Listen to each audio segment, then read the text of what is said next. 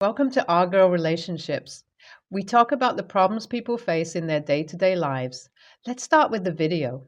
Honestly, I'm quite literally still shaking as I type this, and yet for some reason, people are blaming me for the situation. So here I am, asking you guys to be the judge of this situation. This is how it went down. Nate and I met when we were in college. We shared a film class together and hit it off from there. Nate and my relationship bloomed beautifully together. We had a lot in common aside from our majors.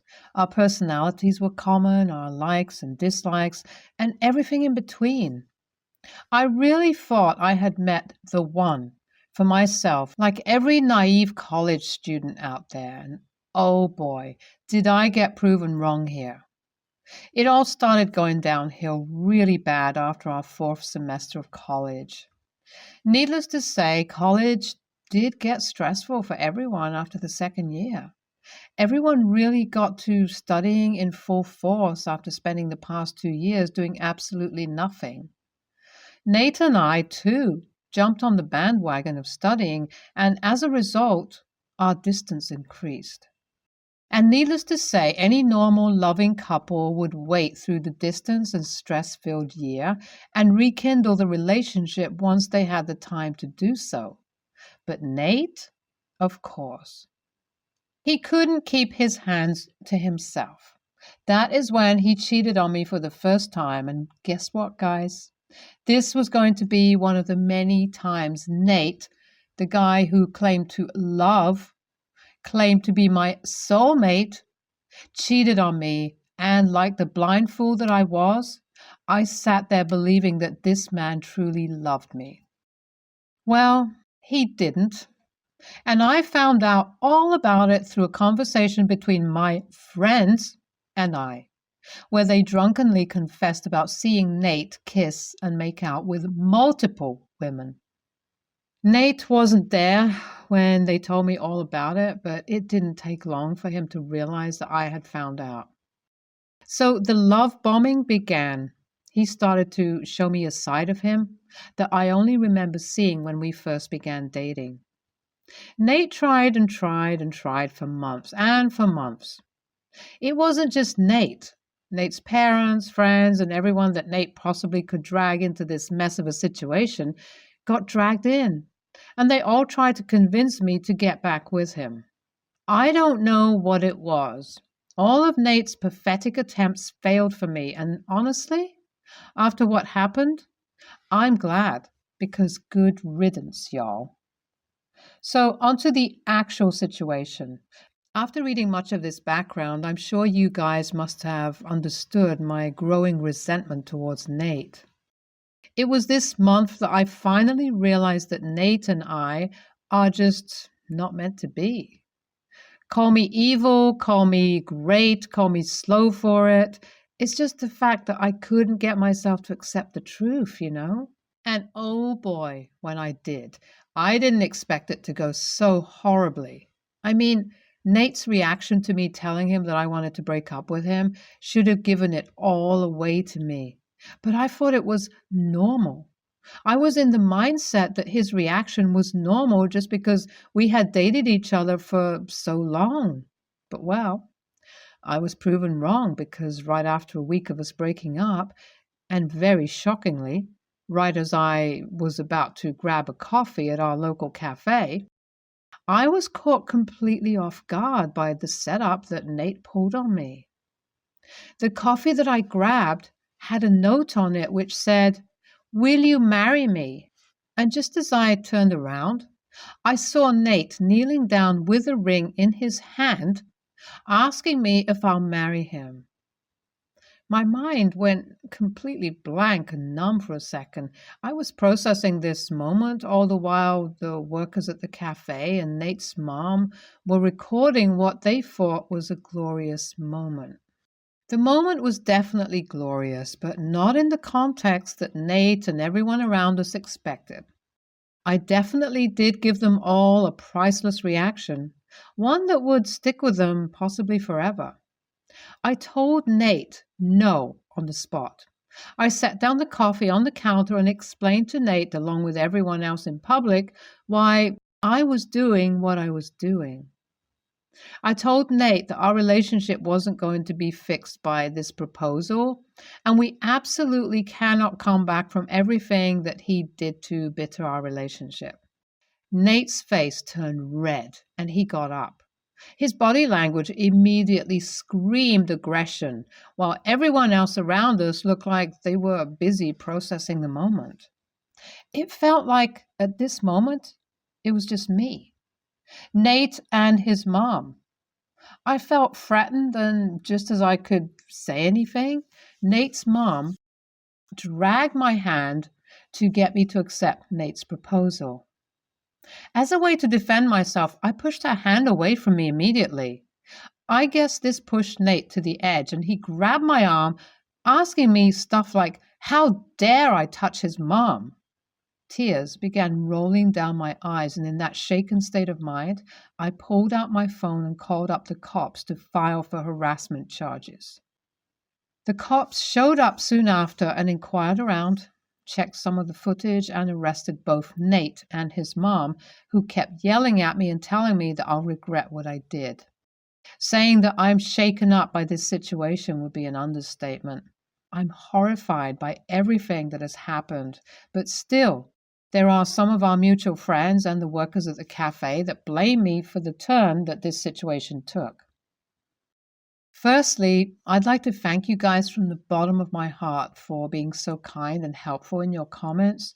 Not a lot has happened since I posted my original post, but I've been going in and out of the lawyer's office along with my parents. It's definitely been hectic. I had to speed up a lot of the things I've been working on, such as moving out of Nate and my shared apartment. I've decided to move in with my parents for the time being because I really cannot risk being around Nate after all that he did, and did not feel an inch of empathy. It's definitely been a difficult shift, and I'm aware of the fact that this is not the end of it. In fact, I'd even say that this is the beginning of days and days of hard work to get myself away from this trouble I've gotten myself into.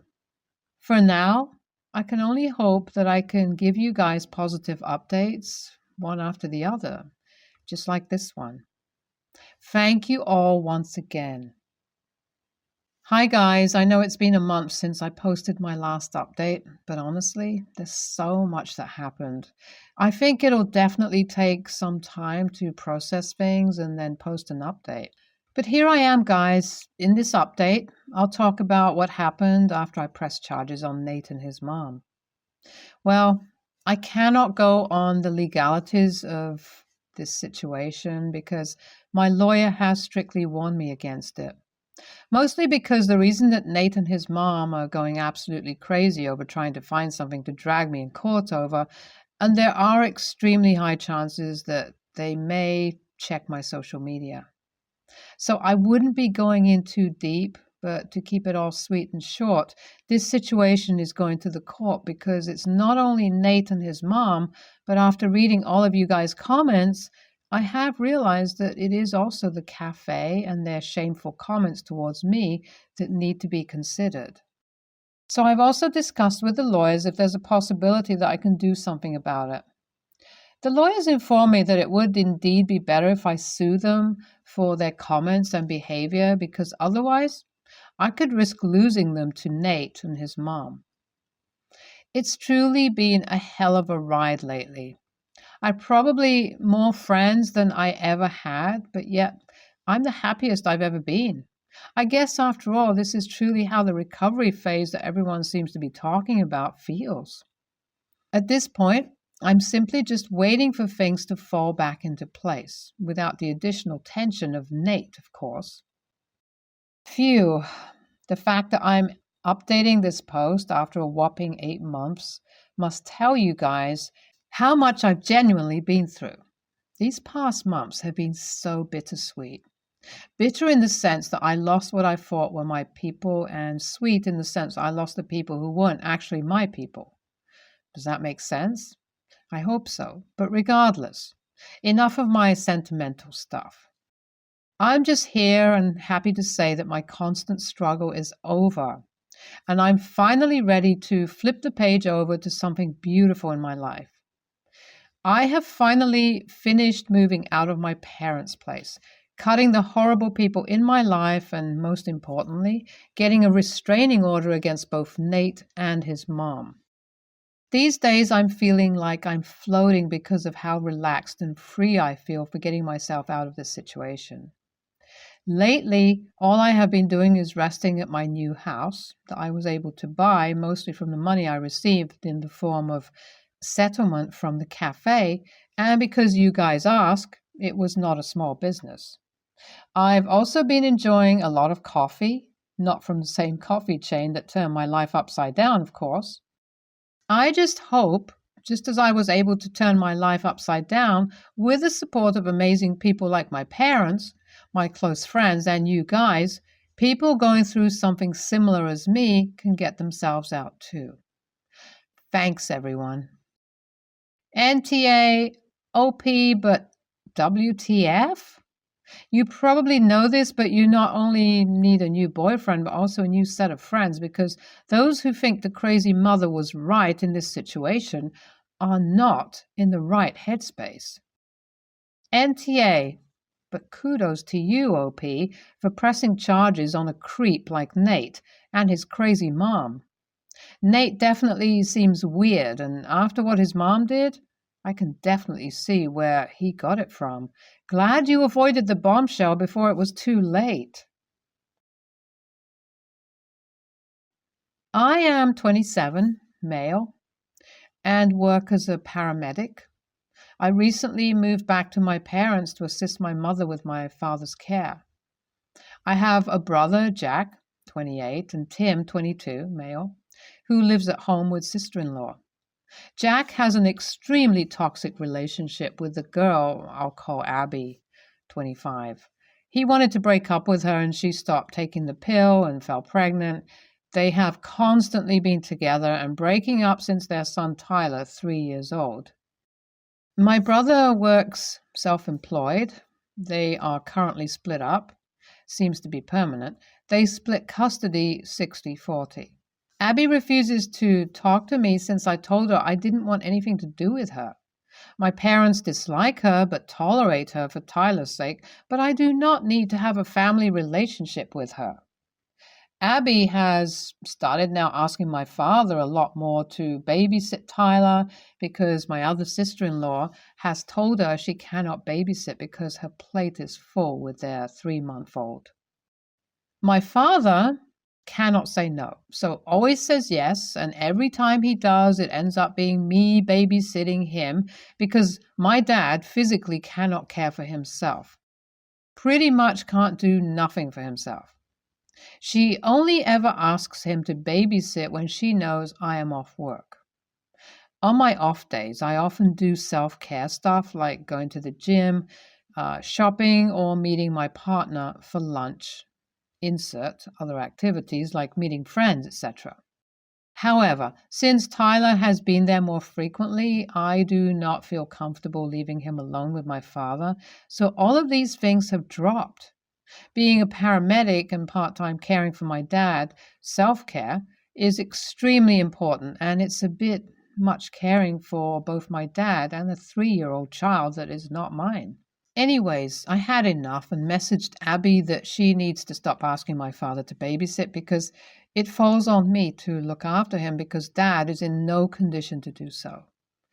I told her she needs to look at finding a babysitter or ask my brother or mother to take time off because I won't be caring for him anymore, and I will contact child services that she's unfit and the child is placed in inadequate supervision. I told her if she needs someone to babysit, she needs to hire a babysitter. Anyways, she told both my mother and my brother about this, and they both blew up on me. My mother pretty much said it takes a village to raise a child, and I am equally responsible to help out. My brother is calling me an a-hole and saying his son will suffer. I told my mother that she can take time off work to babysit him, and if it's an issue, and I did not agree to babysit my nephew, and he is not my responsibility, I won't be babysitting him in the future. If it was once in a while, I wouldn't mind. But lately, it's been every other day for 6 hours plus. And Dad won't stop saying yes. She seems to ask him pretty much every time she knows I'm home not working. She won't ask him if he's alone. I told all three that if she continues to do this, I will contact family services and she needs to get a babysitter or ask my mother or brother to take time off work. AITA? I have spoken to both my brother and mother about this previously. Both said they talked to her but didn't. This message came as last time she dropped Tyler at the front door and left in her vehicle before I could answer the door. This message came as the last time she dropped Tyler at the front door and left in her vehicle before I could answer the front door. I have also spoken to my father, but due to dementia, never remembers the conversation and has always been a yes man. Outcome. Thank you everyone for your comments and the minor YTA that made me realize there were things I could have done better. I had a lengthy conversation with my mother. She is still insistent that Tyler is my family and I should look after him because I'm home all day, so they should work, whilst ignoring the fact I dropped my work schedule from 48 to 60 hours a week to 24 hours a week so I can assist with Dad, and I'm placing my life on hold to help her with Dad's care, which is unconditional. And Tyler is not a responsibility I wish to have on top of this. Due to this, I have spoken to my parents-in-law. Our rental was put on the market and we decided to move back in with our parents to save faster for a deposit and so I can assist with Dad's care. They are happy for me to move into their house and my partner is excited about this as she has missed living with me. I've decided this is the best thing to do given my mother refusing to listen and family comes first crap and also gives me a positive place to wind down that isn't work or a caring environment which I don't switch off from. I've set boundaries that I will still support my father but will not be living there, and that if Tyler is there, I will leave him with my dad and leave. Due to this, my mom did message Abby and told her that she cannot ask Dad to babysit anymore because of me. Opposed to the fact Dad physically cannot babysit a child, let alone care for himself. She is upset at me and Abby has said I have made things extremely difficult on them when I could babysit because I'm home, so she can work because she's struggling. She constantly goes out for drinks and dines with friends for brunch and always spends money and pays close to no rent. I told her my only responsibility is my dad being comfortable and I won't be responsible for Tyler and she can get a babysitter or make my brother look after him. My brother is refusing to talk to me and is upset. I had a minor chat to him and pretty much said I'm making career sacrifices to care for our dad's needs so he can make sacrifices to raise his child. He hung up and I haven't spoken to him since. My younger brother and sister-in-law are supportive and they are on my side. I've told my sister-in-law that I would still be comfortable looking after their babies so she can clean, shower, etc. if I'm at the house. This sister-in-law does a lot to help my dad, and I have a very good relationship with her.